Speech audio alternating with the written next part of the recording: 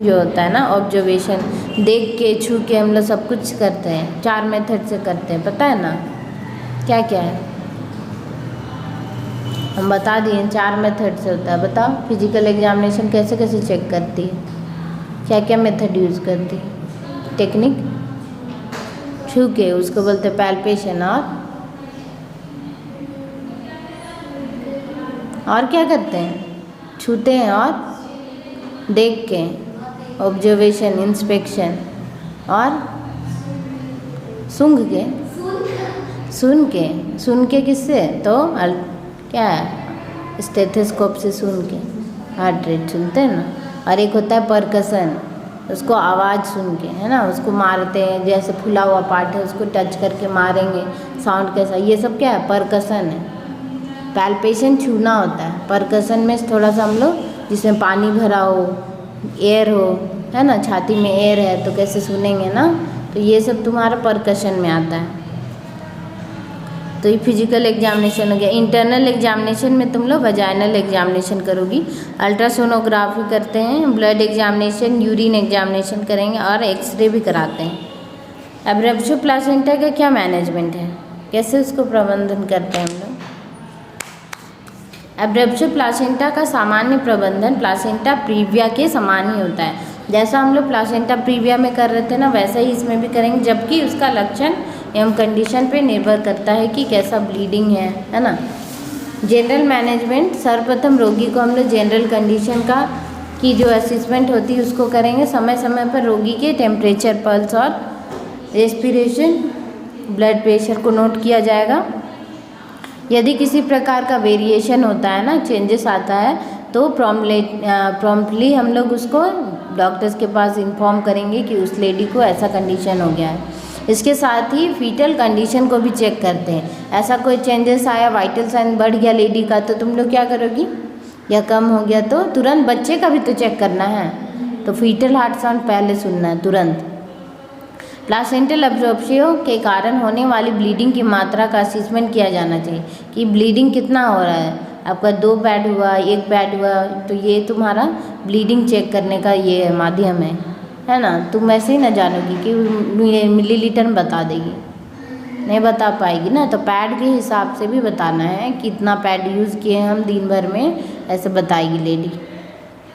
रोगी का हॉस्पिटलाइजेशन करने के बाद आवश्यक परीक्षण करना है, ब्लड एग्जामिनेशन, यूरिन एग्जामिनेशन और अल्ट्रासोनोग्राफी। कोई एडमिट होने आई है लेडी तो उसका फटाक से ये सब ट्रीटमेंट करवाने के लिए हम लोग टेस्ट कराने के लिए डॉक्टर की सलाह देंगे कि ये आप लोग ये डॉक्टर अगर सलाह देते तो हम लोग उनको इन्फॉर्म करना है, आपको ये सब टेस्ट तुरंत कराना है। ऐसी स्थिति का सही आकलन कर लेना है, जिससे कि भविष्य में कोई भी उपचार के लिए उनको देरी ना हो या तैयारी रखे रहना हो। रोगी को IV फ्लूइड दिए जाने चाहिए एवं यदि आवश्यक हो तो ब्लड ट्रांसफ्यूजन करने से पूर्व रोगी की पहचान करनी है ना। ब्लड ट्रांसफ्यूजन करना है उससे पहले रोगी का जानेंगे ना कौन सा ग्रुप है और डोनर का ग्रुप मैच कर रहा है या नहीं, है ना। वहाँ पे सारा पैकेट पे लिखा होता है कि नंबर इतना चढ़ा हुआ, registration number, blood A positive मिला है, पैकेट कवर। फिर रोगी का हम लोग ब्लड ग्रुप जानते हैं, A पॉजिटिव है या नहीं, तभी चढ़ाएंगे, है ना। तो जो भी ब्लड ग्रुप है उसके हिसाब से हम लोग देख के चढ़ाएंगे। अब स्थिति के अनुसार प्रबंधन किया जाता है। एक्टिव मैनेजमेंट में हम लोग जिसमें ज़्यादा हेवी ब्लीडिंग होता है उसको पहले कराएंगे। तो रिवील्ड एब्रेप्शो प्लासेंटा में हम लोग एक्टिव मैनेजमेंट में क्या करते हैं, यदि प्रसव आरंभ हो चुका है, लेबर स्टार्ट हो चुका है, तो ऑक्सीटोसिन का ड्रिप लगाना है।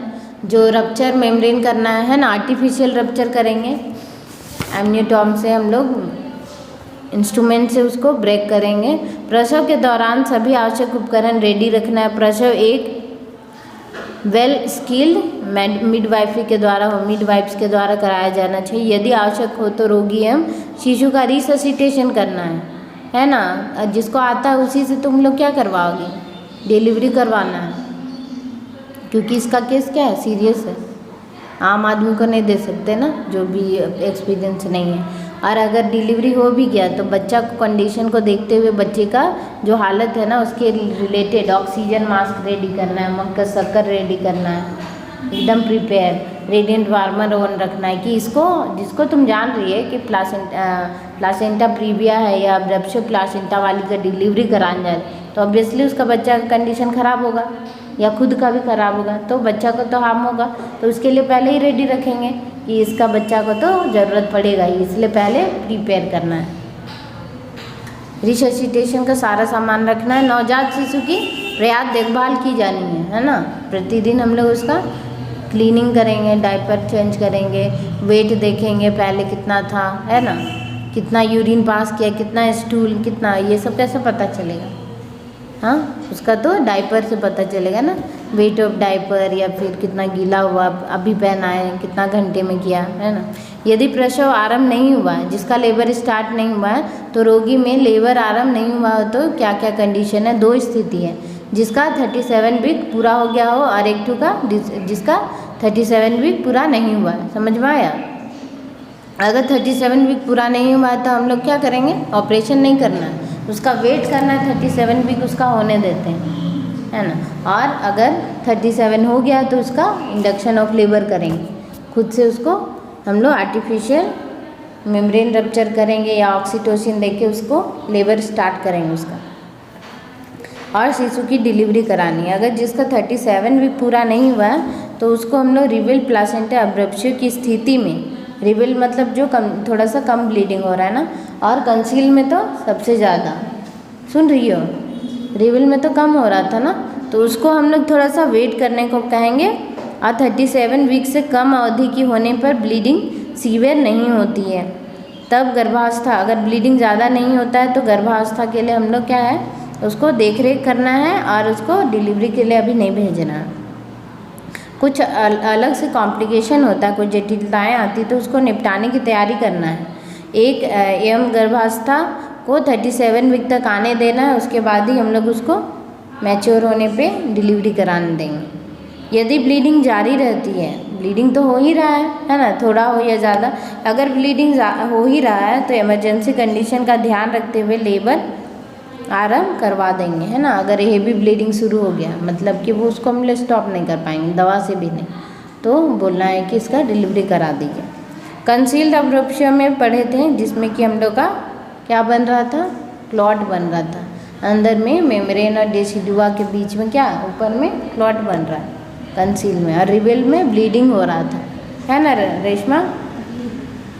तो कंसील्ड अगर है तो वो क्या ज़्यादा घातक है ना, उसमें क्लॉट फॉर्मेशन हो रहा है। अतः इस स्थिति में रोगी को सपोर्टिव मैनेजमेंट देना है और इंडक्शन ऑफ लेबर भी कराना है। यदि स्थिति अत्यधिक गंभीर हो जाती है तो शिशु की डेथ भी हो सकती है ना। उसको ब्लीडिंग हेवी होगा लेडी को, तो वो ऑक्सीजन उसको प्रोवाइड नहीं कर पाएगी, प्रॉपर ऑक्सीजन, और उसको बर्थ एस्पेक्सिया हो सकता है, सांस लेने में दिक्कत हो सकता है बेबी को। ऐसे केसेस जिसमें ब्लीडिंग अनियंत्रित हो जाए, ब्लीडिंग कंट्रोल ही नहीं हो रहा, तो महिला का जीवन खतरे से खाली नहीं है ना, उसको ऑपरेशन ही कराने देना है। इसको हम लोग क्या कहते हैं, पूरी तरह से अगर बच्चादानी को या यूट्रस को खाली कर दिया जाए तो क्या हो जाएगा, हिस्टेक्टोमी कहलाता है। देखो वहाँ लिखा हुआ है, ऐसा ऑपरेशन जिसमें गर्भाशय को ही पूरी तरह शरीर से अलग कर दिया जाए, गर्भाशय यूट्रस को निकाल दिया गया, तो क्या कहला रहा है, hysterectomy. Management of abruptio placenta already पढ़ लिए। आगे है बचाव।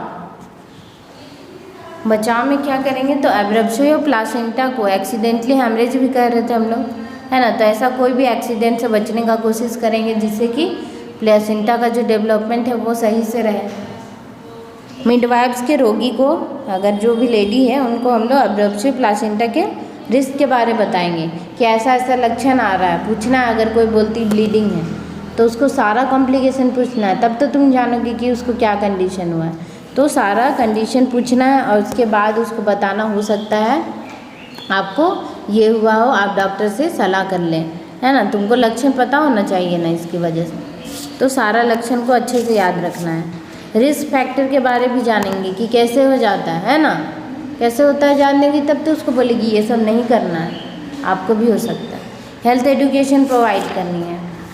रोगी को जर्की ट्रैवलर, पढ़े हैं ना, जर्की ट्रैवलर की वजह से भी अब्रप्शियो प्लासेंटा होता है, तो जब मिनिमम एज की होती है, प्रेगनेंसी जेस्टेशन 3 मंथ का हो रहा है, तब हम लोग तब तक उसको हेवी जर्की ट्रैवल नहीं करने देना है।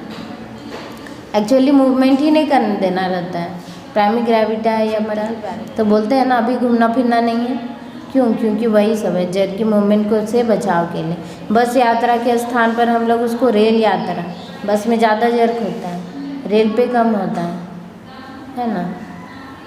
रोगी को उत्तम एंटीनेटल केयर प्रोवाइड करेंगे। एंटीनेटल केयर में क्या क्या करते हैं? हाँ, एंटीनेटल केयर में क्या क्या करते हैं और क्या इंजेक्शन देते हैं? हाँ, टेटनस का वैक्सीन देते हैं, ठीक है। और होम विजिटिंग हो या फिर तुम उसको विजिटिंग के लिए बुलाओगी, होम विजिटिंग भी होता है ना। एंटीनेटल के चेकअप मतलब एनएम को घर पे जाके भी देखना है। अगर अपना सब सेंटर में तुमको ड्यूटी मिला है ना, घर पे जो इलाका हो या लोकल इलाका में कहीं ड्यूटी पड़ा है, तो तुम्हारा जो अगल बगल का गांव होगा ना, वहाँ की लेडियों को आशा के बारे में उसको बुलाना है, आशा को, और हर लेडी को साथ में लाने को बोलना है जब जब जिसका डेट हो, है ना। तो उसका तुम क्या करोगी? एंटीनेटल चेकअप करोगी कि डिलीवरी होने से पहले वो सब नॉर्मल है या नहीं। अगर कोई कॉम्प्लिकेशन है तो अल्ट्रासाउंड कराने के लिए डॉक्टर के पास भेजना है। वेल बैलेंस डाइट देंगे, खाना अच्छे से खिलाना है। न्यूट्रिशन में क्या है, माल न्यूट्रिशन होने की वजह से भी ये सब होता है, एनीमिया होने की वजह से भी पढ़े हम लोग। तो बैलेंस डाइट देना है जो कि गर्भवती महिला के लिए निर्धारित की गई हो कि आपको डेली कितना कैलोरी खाना है, प्रोवाइड की जानी चाहिए। उसके स्त्री में एनीमिया की रोकथाम के लिए हम लोग फेरस सल्फेट का टैबलेट जो रहता है ना, वो 100 दिन की गोली प्रोवाइड करेंगे, ठीक है। ये याद रखना। कितना दिनों तक खिलाते हैं? 100 दिन मतलब 3 महीने, है ना, और 10 दिन। तो हरे पत्तेदार सब्जियां उपयोग में लेनी है। अगर टैबलेट खा भी रही हैं तब भी ये खा सकती हैं। और जिसको अवेलेबल नहीं है कि हॉस्पिटल नहीं गई हैं, तो उसको कम से कम बोलना है हॉस्पिटल नहीं जा रहे हैं आप, तो कम से कम घर पे ही हरी पत्तेदार सब्जी खाइए, है ना। गांव घर वालों को फुर्सत नहीं होता है कि वो बार बार हॉस्पिटल जाएँ 3-3 महीना करके, 1-1 महीना करके। पर उनको बताना है कि आजकल ऐसा ऐसा कॉम्प्लिकेशन हो जाता है, या पहली ग्रेविडा होगी तो उसको भी बताना। एब्रेप्शो प्लासेंटा का जितना जल्दी हो सके उसको पता लगाना है, ताकि वो क्या हो, बेबी को कोई भी हार्म ना हो। कोई भी क्या है 9 मंथ तक प्रेगनेंसी रखता है, तो कोई नहीं ना चाहेगा कि लास्ट स्टेज पे कुछ हो जाए, है ना, या फिर अचानक से पता चले कि एब्रेप्शो प्लासेंटा। तो अल्ट्रासाउंड सब कराते रहना बोलना है, इसीलिए तो एंटीनेटल चेकअप कराया जाता है। इससे होने वाले जो कॉम्प्लिकेशन है ना, उसके बारे में बताना। अगर आप इसका ट्रीटमेंट नहीं कराएंगे, है ना, तो क्या प्रॉब्लम हो सकता है आपको। रोगी को फॉलिक एसिड की टैबलेट भी प्रोवाइड की जानी चाहिए। फॉलिक एसिड कब खिलाते हैं हम लोग?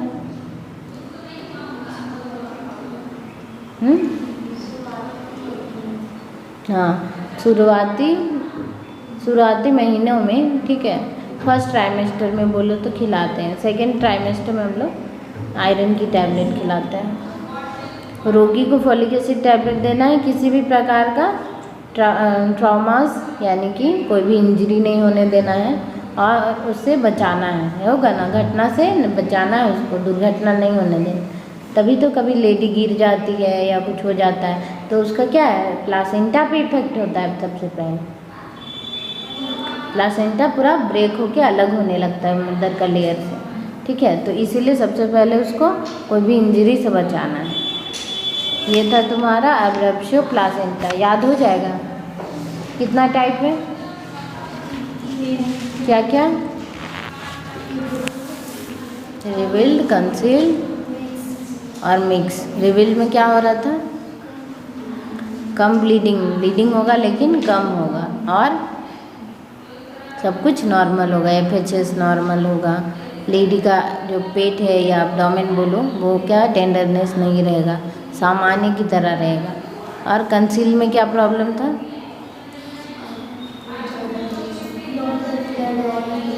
कहाँ किसके किसके बीच क्लॉट, मेम्ब्रेन और डेसिडुआ। अंदर वाला डेसिडुआ है, बाहर वाला लेयर मेम्ब्रेन है ना, तो उनके बीच में क्लॉटिंग के साथ ब्लीड हो रहा है।